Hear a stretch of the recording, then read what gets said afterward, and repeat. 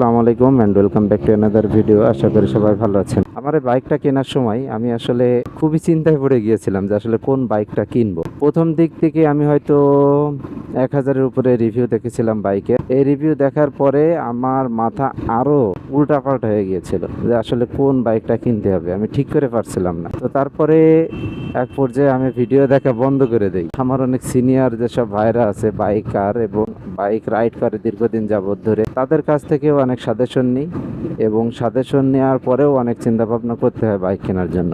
আজকের ভিডিওতে আমি আপনাদেরকে খুব সহজ একটা সমাধান দেব এই বাইক কেনা নিয়ে, যে কোন বাইকটা কিনতে চাচ্ছেন। দেখেন, আমাদের এখানে কিন্তু সাধারণত 3 প্রকারের বাইক রয়েছে। একটা হচ্ছে 100 সিসি, 150 সিসি আর 250 বা 300 সিসি, এগুলাই 300 প্লাস এগুলাই।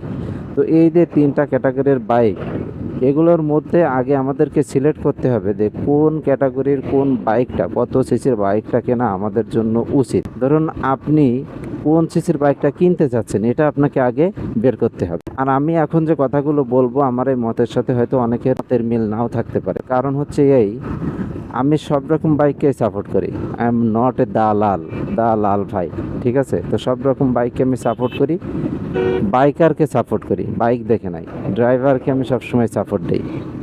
তো হতে পারে কেউ 80 গাড়ি চালায়, কেউ পালসার চালাইতে পারে, এটা স্বাভাবিক। বাইক কিন্তু সবই সমান, এখানে আমার সাথে সবার মতের মিলাইতে হবে না। বাইক কিন্তু সবই সমান। আপনার লাকের উপরে, আপনার রিজিকের উপরে ডিপেন্ড করে যে বাইকটা আসলে আপনার জন্য কেমন হবে। বর্তমানে ভাইরাল একটা বাইক হচ্ছে জেটেস V2, এটা কিন্তু প্রচুর পরিমাণে চলেছে। আমি কিন্তু আপনাদেরকে বলছি না যে এটা কিনতে হবে। অনেকে কিন্তু এই এফজেডএস V2 কিনে ধরা খেয়েছে। কেউ নতুন বাইক কেনার সাথে সাথে বিভিন্ন সমস্যা পেয়েছে। তো এটা কিন্তু তার রিজিকের উপরে ডিপেন্ড করে এই সমস্যাগুলো সে ফেস করেছে। আবার অনেকে আছে কেনার সাথে সাথে 53-54 কিলো মাইলেজ পায়, অনেকে আছে 20 থেকে 22 কিলো মাইলেজ পায়।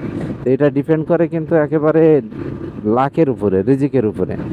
তো কথা হচ্ছে আপনার মেইনটেনেন্স কস্টটা আসলে কেমন আসবে, মেইনটেনেন্স কস্টটা আপনার ক্ষেত্রে কোন বাইকের জন্য ক্যারি করাটা সহজ হবে। ধরুন আপনি 100 সিসির মেইনটেনেন্স কস্টটা যেমন আসবে, 150 সিসির তার থেকে একটু বেশি আসবে। আবার 250-300 সিসির গাড়িগুলোতে মেইনটেনেন্স কস্টটা আরও একটু বেশি আসবে। তো এক্ষেত্রে আপনাকে হিসাব করতে হবে যে মেইনটেনেন্স কস্টটা আপনার জন্য ঠিকঠাক আসলে কোন বাইকটা ঠিক থাকবে। আর একটা হচ্ছে মাইলেজ। তো মাইলেজ আপনি 100 সিসির গাড়িতে যেমন পেয়ে থাকেন, 300 সিসি 250 সিসির বাইকে কিন্তু তেমন মাইলেজ পাবেন না।